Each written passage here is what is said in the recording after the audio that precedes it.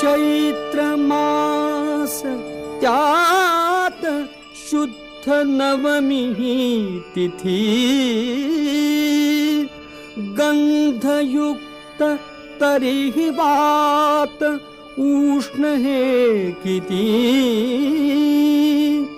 दोन प्रहरी कागशिरी सूर्य थांबला राम जन्मला ग सखी राम जन्मला